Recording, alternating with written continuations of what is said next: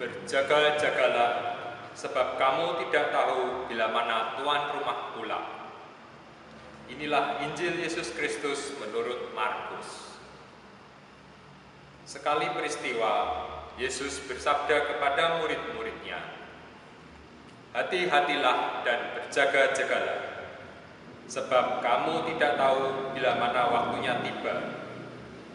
Ibaratnya seperti seorang bepergian yang meninggalkan rumahnya dan menyerahkan tanggung jawab kepada hamba-hambanya,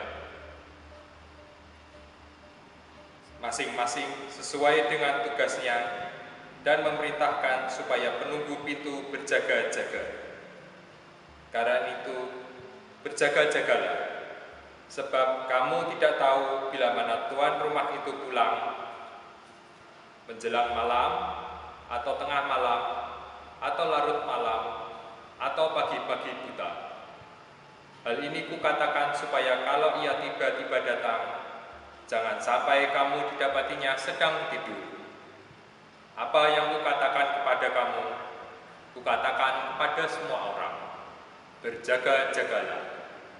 Demikianlah Injil Tuhan.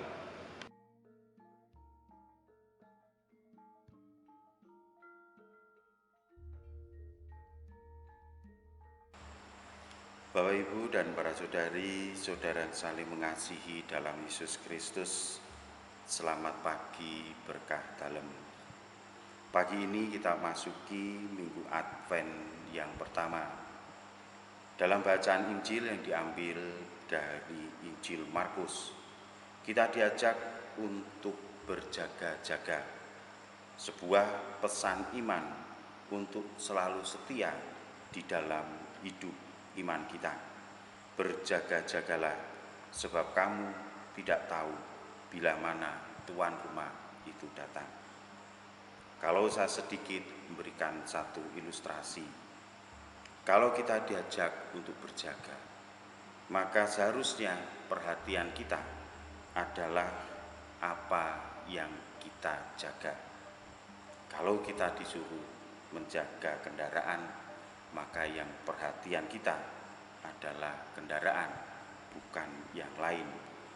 Kalau kita disuruh menjaga seekor binatang, maka perhatian kita yang kita jaga adalah binatang itu, bukan hal yang lain.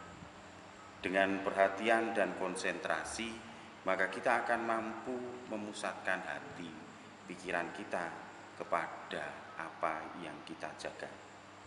Dalam bacaan Injil, Yesus mengajarkan bahwa Allah telah mempercayakan rumahnya kepada kita.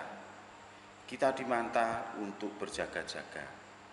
Yang kita jaga adalah kedatangan Tuhan. Kapan Tuhan datang, kita tidak tahu waktunya. Maka yang menjadi perhatian kita adalah Tuhan. Kita diajak untuk sungguh di dalam kehidupan iman kita, memusatkan hati, budi, dan kehendak kita kepada Tuhan dan terarah kepada Tuhan sendiri. Hanya dengan cara demikian kita akan mengenal kapan datang Tuhan itu kepada kita, kapan kita selalu siap menerima kedatangan Tuhan, karena hati kita sungguh terarah kepada Dia, budi kita terarah kepada Tuhan, dan kehendak kita pun terarah kepada Tuhan. Hanya dengan memusatkan hati budi kita lah, maka kita akan selalu siap untuk menerima kehadiran Tuhan di dalam hidup kita. Semoga kita semakin mampu mempersiapkan hati, budi, dan kehendak kita untuk selalu mengarahkannya kepada Tuhan sendiri.